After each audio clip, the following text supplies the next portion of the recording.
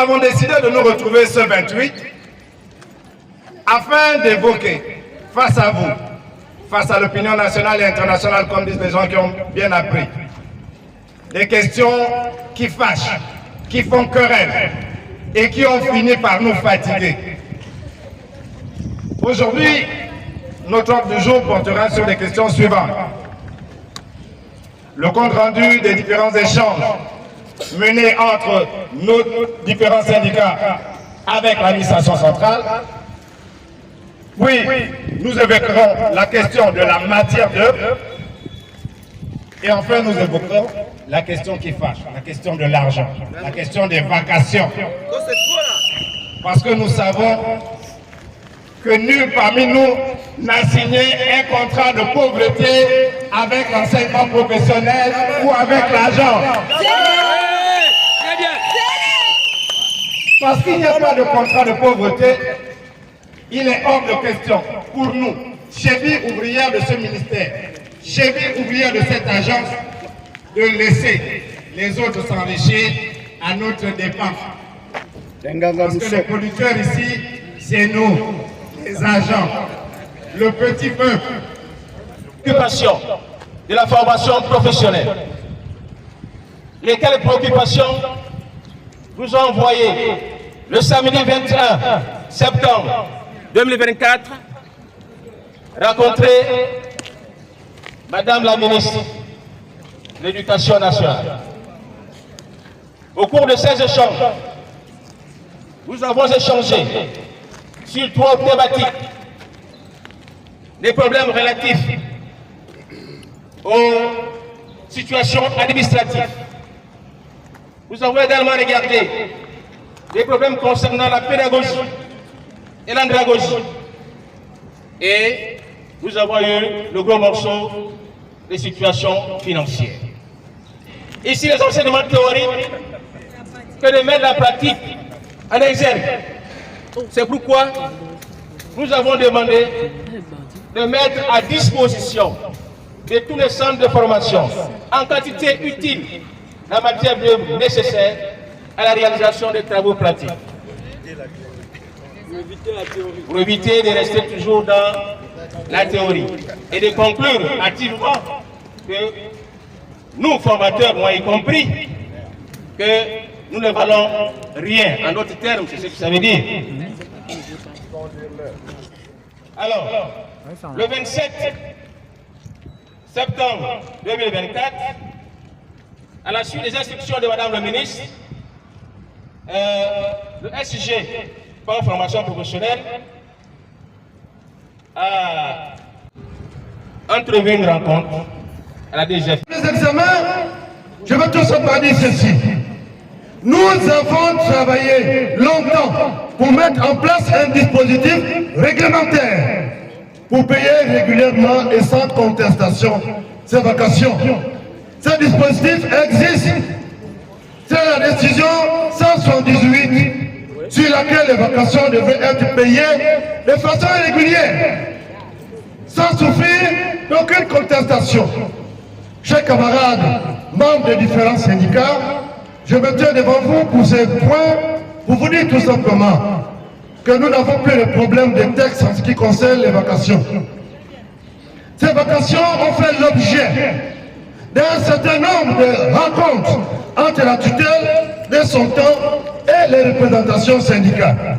Et nous sommes tous tombés d'accord sur le principe de paiement après service. En fait, il est question ici que nous venons de tenir une assemblée générale le jour.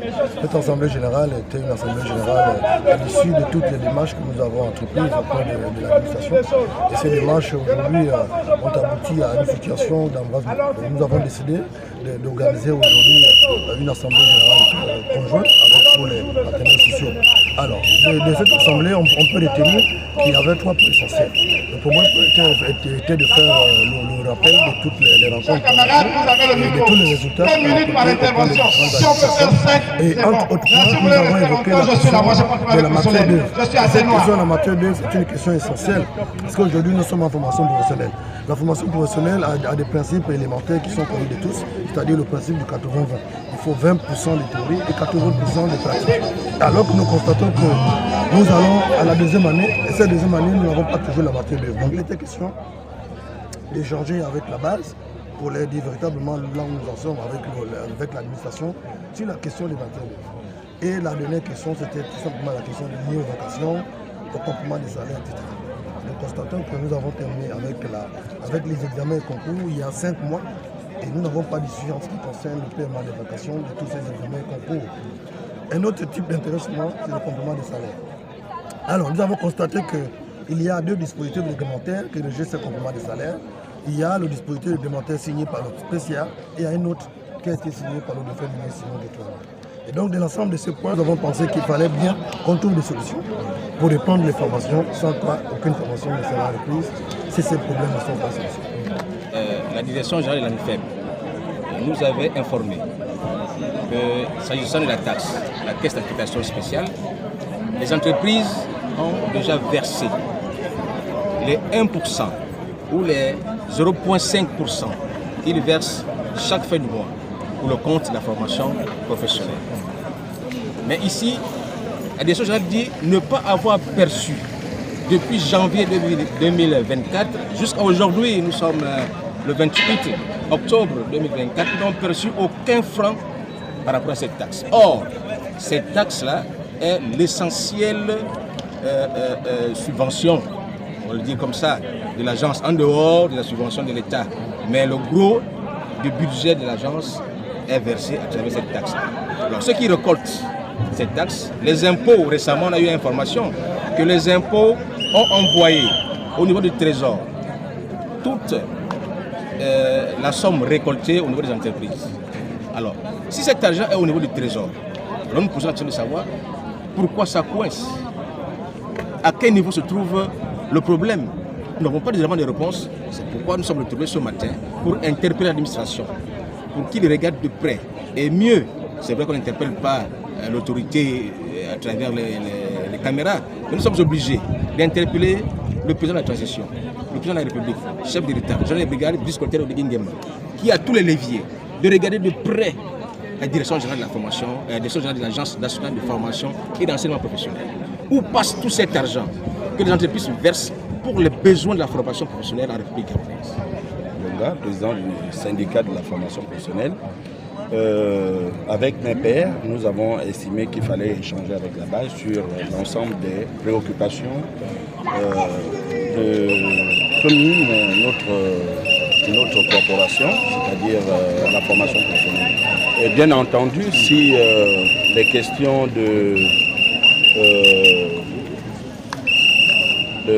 vacations, de la matière d'œuvre persistent, perdurent, nous serons contraints de rentrer en grève. Et je pense que la question de la grève, c'est la base qui doit trancher.